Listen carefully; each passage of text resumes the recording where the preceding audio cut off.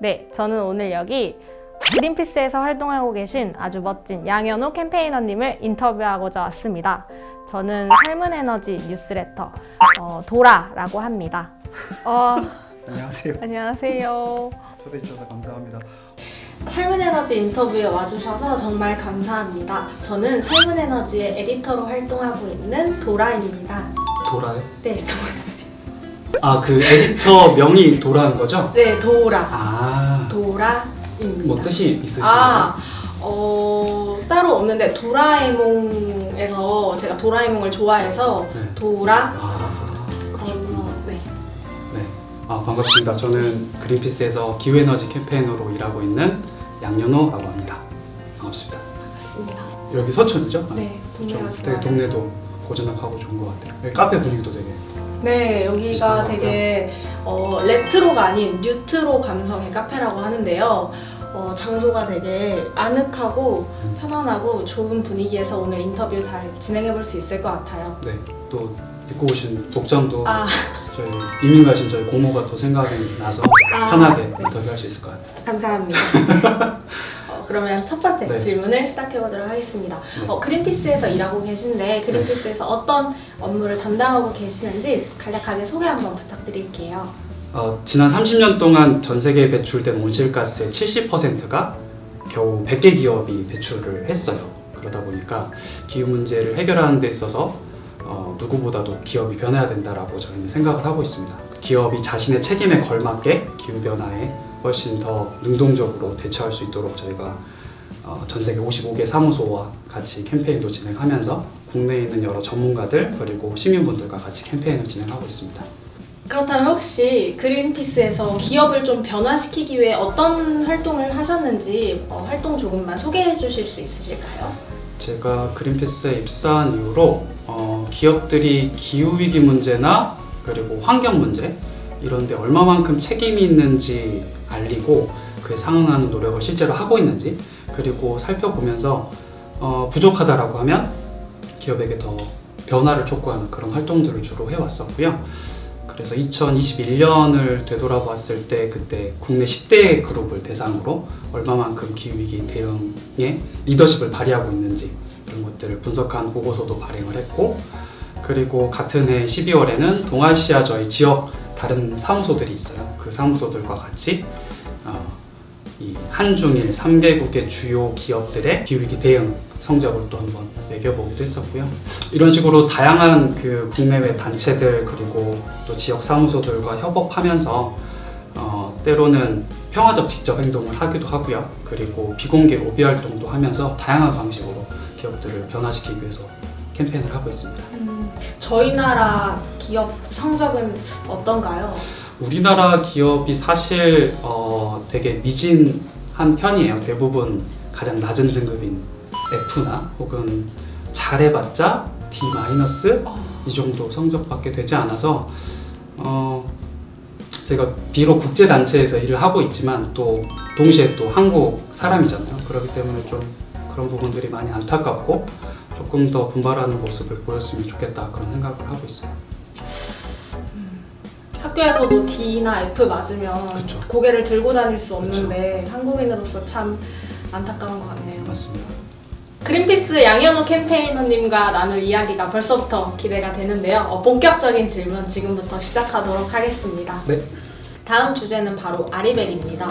많은 분들이 사실 아리백을 리뉴어블 에너지 100%라고 알고 계세요. 그렇죠. 네, 아리백의 정확한 뜻 한번 말씀해 주실 수 있으실까요? 네, 아리백은 리뉴어블 일렉트리시티 그래서 재생 가능 에너지로 만든 전력을 사업장에서 기업들이 생산 활동을 할 때 100% 쓰도록 하는 그런 자발적인 국제 어떤 캠페인, 이니셔티브 이렇게 보시면 될 것 같아요. 국내에서도 아리백 캠페인이 많이 이루어지고 있나요?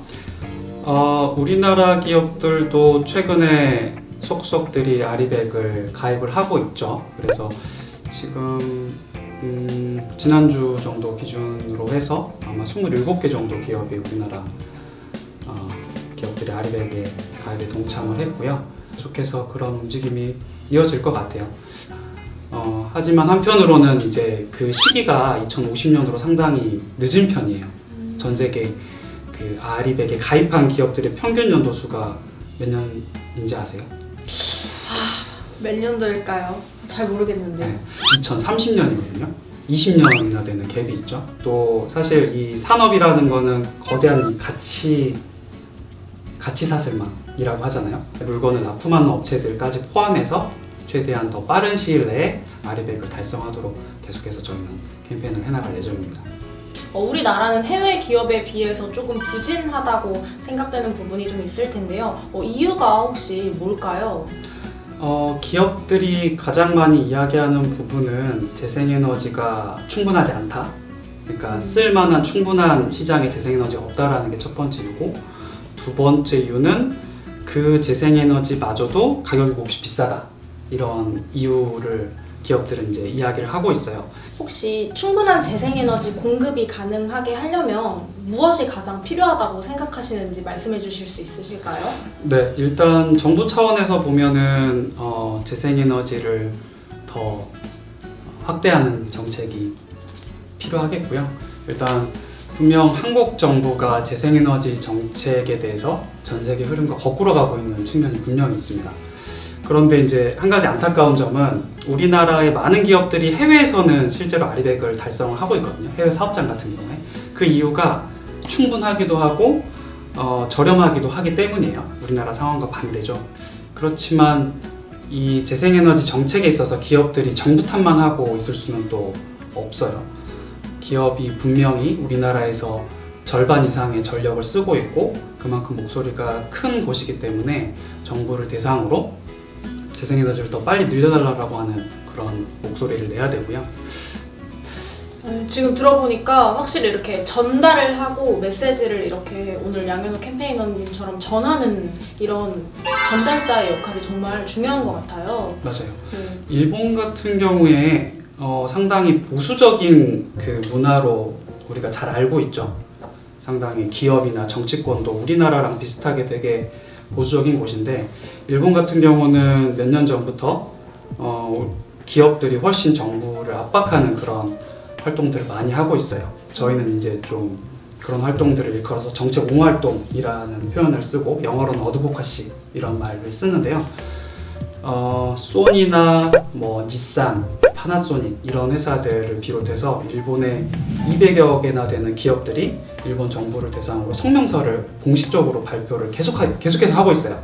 해년마다. 그래서 일본 정부가 세운 재생에너지 목표로는 우리가 그 전 세계 아리백에서 뒤처질 수밖에 없다. 그래서 빨리 재생에너지를 더 늘려야 된다라는 이야기를 하고 있거든요. 그래서 지금 수준, 목표 수준보다 2배 이상 더 늘려라 라고 공식적으로 이렇게 이야기를 하고 있는데, 그게 비단 정부한테만 이야기를 하는 게 아니고 시장한테도 결국 이 목소리를 내는데 더 합류를 해야 되고, 그리고 투자도 더 활발하게 이루어져야 된다라고 하는 시그널을 주는 거거든요. 시그널이란 단어가 되게 인상 깊네요. 빨리 저희 나라 정부에게도 우리나라 기업들이 좀 더 목소리를 내서 시그널이 좀 더 명확하게 전달되었으면 정말 좋겠습니다. 양현우 캠페이너님께서 부자 아빠 살아남는 아빠의 또 팟캐스트를 진행하셨던 경험이 있는 걸 알게 됐어요. 그래서 약간 연예인 보는 기분이었는데 지금도 하고 있어요. 그니까요.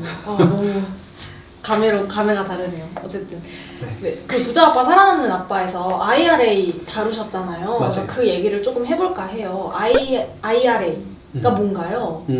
IRA는 줄임말이죠. 인플레이션 리덕션 액트, 인플레이션 감축 법안이라고 해석할 수가 있는데요. 미국 역사상 가장 큰 기후위기 대응 법안이라고 할 수 있어요. 앞으로 이 법안이 이제 시행이 되면 10년 동안 미국 정부는 7천억에 달하는 이 규모의 이 세수를 확보를 할 예정이거든요. 그리고 그 중에서 절반에 가까운 돈을 이 기후위기 그리고 청정에너지 이 산업에 투자를 할 예정입니다. 이 IRA가 미국 법이잖아요. 근데 우리나라에서 되게 뜨거운 감자예요. 왜 미국 법안이 우리나라에까지 영향을 미치는지, 이렇게 핫 이슈인지 그 이유를 한번 들어볼 수 있을까요? 이 법안이 사실 소개되면서 우리나라에서 되게 뜨거웠던 이유 중에 하나는 그 바이든 대통령이 방한을 했었죠. 방한을 하고 나서 돌아가자마자 이게 어떻게 보면 시기상으로 발표가 됐는데 우리 정부가 약간 미국한테 뒤통수 맞았다 이런 식으로 좀 많이 미디어에서는 반응이 나왔었어요. 그럴 수밖에 없었던 게 현대자동차 같은 경우에 미국에 지금 공장을 짓기로 했는데 이 법안이 통과가 되면 미국에 공장이 없는 이 자동차 제조기업들이 생산한 그 전기차에 대해서 보조금을 주지 않겠다. 공장 지으려면 몇 년 시간이 걸리잖아요. 2, 3년의 시간이 적어도 2, 3년은 걸리는데 그 기간 동안 그런 보조금을 못 받는 것 아니냐. 이래서 바이든이 와서 선물도 우리가 다 이렇게 선물 꾸러미도 준비하고 했는데 돌아가자마자 우리 등에 칼을 꽂았다. 이렇게 조금 평가하는 반응들이 있었어서 당시에 꽤 화제가 됐었고 지금도 사실 여전히 많이 회자가 되고 있는 부분이 있습니다. 이 미국에서 발의된 법안, 우리나라에는 어떤 영향이 있을까요? 이 IRA가 전체 예산의 절반 정도가 제가 재생에너지에 투입된다라고 말씀을 드렸잖아요. 그 중에서도 또 70%가 이 기후위기 대응에 쓰이거든요. 그래서 사실 우리나라 기업들, 특히 관련된 재생에너지 관련된 기업들에게는 정말 좋은 기회 문이 열렸다라고 볼 수 있을 것 같아요. 이 풍력 발전 분야에서도 보면 하부 구조물 그리고 해저 케이블, 타워 부분 이런 국내 기업들이 사실 전 세계에서 1위를 하고 있는 기업들이 있고요. 그리고 태양광 모듈 제조 같은 경우에도 기술력이 상당합니다. 그렇기 때문에 이 재생에너지 분야에서 우리나라 기업들의 선전이 아마 계속될 것으로 예상이 되고 있어요. 물론 자동차 분야에 있어서는 이제 뭐 공장을 짓는 거에 대해서 조금 유예하는 법안에 대해서 이야기가 나오고 있고 또 한 가지 리스크가 있는 부분은 중국에서 생산되는 광물을 쓰지 못하도록 하는 부분이 있는데 이제 미국의 에너지 안보 차원에서 좀 그런 얘기들이 나오고 있는데요. 그 부분을 조금 다양화할 수만 있으면 또 우리나라 그 전기차 제조 기업에게도 또 분명히 좋은 기회는 될 것이라서 전체적으로 봤을 때 우리나라 산업, 우리나라 기업에게는 사실 좋은 기회가 될 것이다라고 생각합니다. 어떻게 보면 이러한 법안을 이용해서 어떻게 현명하게 대처하느냐에 따라서 우리나라의 산업에 좌지우지 되는 게 정말 클 것 같아요. IRA가 한국에 미치는 크고 작은 영향들 중에 긍정적인 부분도 있고 어떻게 보면 위협이 되는 부분이 있을 수도 있을 것 같아요. 어떤 부분이 위협으로 다가올까요? 네, IRA 법안을 이렇게 잘 뜯어보면